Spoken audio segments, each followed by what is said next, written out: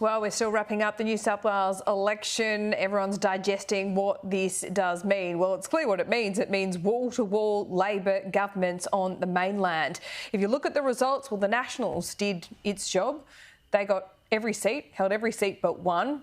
One Nation really failed to launch, particularly in the lower house, and there's a lot of soul-searching within the Liberal Party. So let's get a little deeper into what the electorate is telling us. The Director of Redbridge Group, Simon Welsh, joins us now. Simon, good to see you. The suburbs have changed, quite frankly. They're younger, they're more progressive, they're more compassionate. The Liberals have not. Absolutely, Laura, you've nailed it there.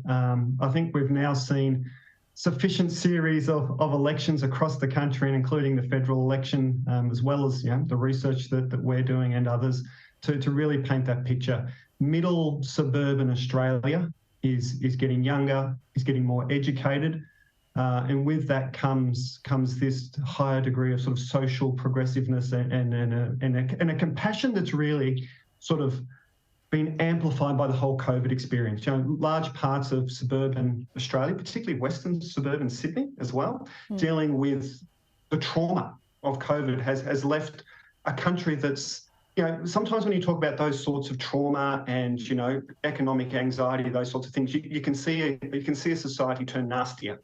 The Australian suburbs are turning more compassionate and more empathetic. And I think for those, particularly those younger, more educated voters with that kind of mindset, we talk in politics about, political leaders, political parties can be seen as warm or as cold. And what we mean by that is warm is I have a sense that you care about me and people like me, and cold is I have a sense that you care about other people. Certainly, I think now we've seen sufficient evidence to show that the Liberal Party is drifting to the freezer on that sort of scale, that they've lost any warmth with what's happening out in middle suburban Australia. Yeah, it strikes me that some within the Liberal Party, particularly on the Conservative side, speak about this left and right and what is conservative and what is not. I mean, the way I see it is that general voters actually, don't see an ideology. Or am I incorrect there? Do they, judge policies on their merit? Do they see through a prism of left and right? What is it? The average punter doesn't think in terms about, a cohesive ideology or things like that.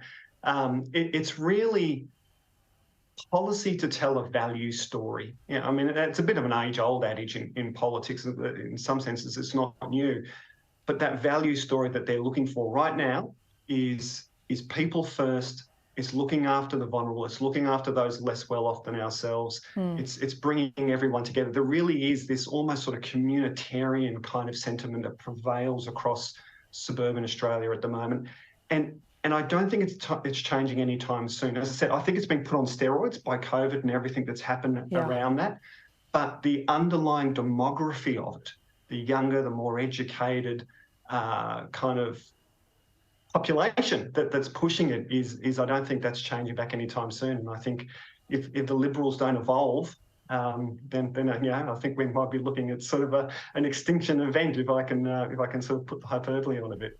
What did they think of Dominic Perrottet in the end, or can the blame be put at his feet, or was it more the party? Did they like him but kind of go, well, I still don't think we can vote Liberal? There was always this coldness, that word again, this coldness around Dominic Perrottet.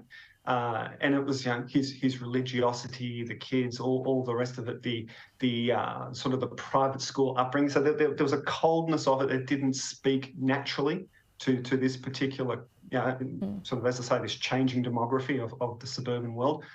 The question on our mind was whether they would be willing to park that in a time of economic distress. Do you get a sort of a flight to, well, safety first, Liberals, economic managers, that's kind of baked into their brand. Would we get a flight back to that? That was always the risk, and clearly that didn't eventuate. Simon Welsh, great to talk to you. We'll see you soon. Thanks, Laura.